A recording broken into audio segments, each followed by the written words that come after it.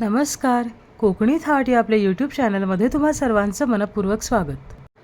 तर आज आपण बघणार आहोत न्याहारीसाठी अगदी झटपट होणारा असा पदार्थ, नाचणीचे डोसे.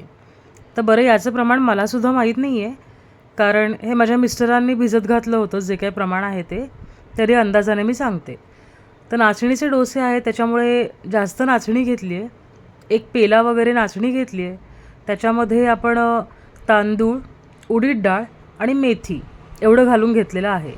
तांदूळ आणि उडीद डाळीमुळे जो पिठाला एक बाइंडिंग लागतं ते येतं आणि डोसे असे फाटल्यासारखे वगैरे होत नाहीत, एकसंध होतात.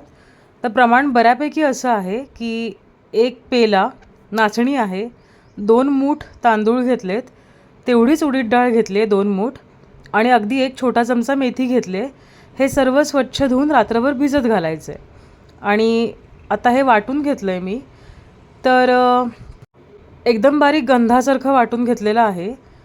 आणि आत्ता ह्या बॅटरचं सांगते. जर सकाळी डोसे खायचे असतील तर आदल्या दिवशी दुपारी हे भिजत घालायचं, रात्री वाटायचं, रात्रभर फर्मेंट होऊ द्यायचं आणि दुसऱ्या दिवशी आपण सकाळी न्याहारीला खाऊ शकतो.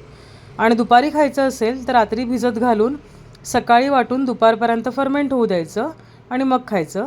आता इथे मी फर्मेंट वगैरे काही करत नाही आहे, त्याच्यामुळे मी इथे थोडंसं बॅटर जेवढं मला लागणार आहे तेवढं बाजूला काढून घेतलं आहे. त्याच्यामध्ये मीठ आणि किंचितसा सोडा घालायचा.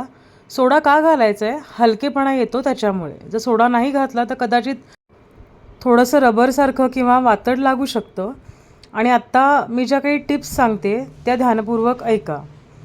तर सगळ्यात पहिल्यांदा इथे पॅन मी गरम करून घेतला आहे आणि त्याच्यावर तेल शिंतडलं आहे आणि मिठाचं पाणी थोडंसं शिंतळून घेते आहे.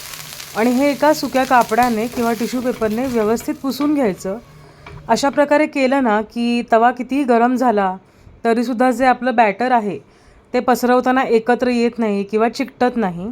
त्याच्यामुळे ही प्रोसिजर प्रत्येक डोसा करताना आधी करायचीच आहे. त्याच्यामुळे ना कितीही पातळ पसरवलं बॅटर तरी ते आपल्या डावाला चिकटून वरती येत नाही किंवा तव्याला चिकटून राहत नाही.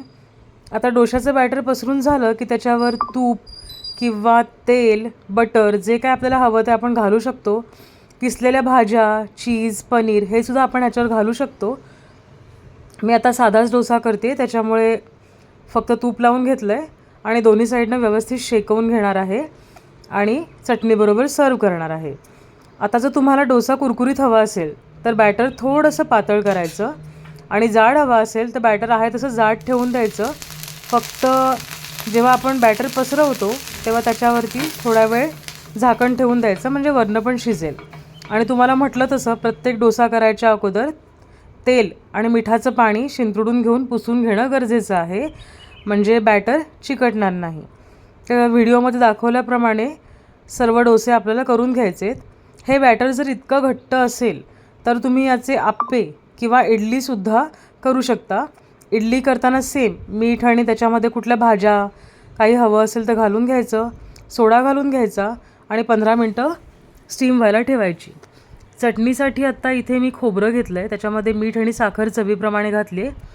तिखटासाठी मिरची, थोडी कोथिंबीर आणि अगदी 4-5 पानं पुदिन्याची घालून घेते. पुदिन्याची पानं कमीच घालायची, याने चव वाढते. जास्त झाली तर पुदिन्याची चव ओव्हरपॉवर करते चटणीला, त्याच्यामुळे एवढी ठीक आहेत. अजून तुम्ही ह्याच्यामध्ये कढीपत्ता घालू शकता. इथे मी थोडं जिरं घालून घेते आहे. कच्च्या लसणीच्या 1-2-3 पाकळ्यासुद्धा घालू शकता, पण मग दिवसभर त्याचं टेस्ट ना तोंडात राहते म्हणून मी आज घातली नाही आहे. मिक्सरला बारीकसर वाटून घ्यायचं. आपली चटणी पण तयार आहे. आवडत असेल तर वरनं जिरं, मोहरी, मिरचीची फोडणी घालून घ्यायची. तर अशा प्रकारे पौष्टिक असा नाचणीचा डोसा कधी केला नसेल तर नक्की करून बघा. व्हिडिओ आवडला असेल तर आपल्या कोकणी थाट या यूट्यूब चॅनलला नक्की लाईक आणि सबस्क्राईब करा.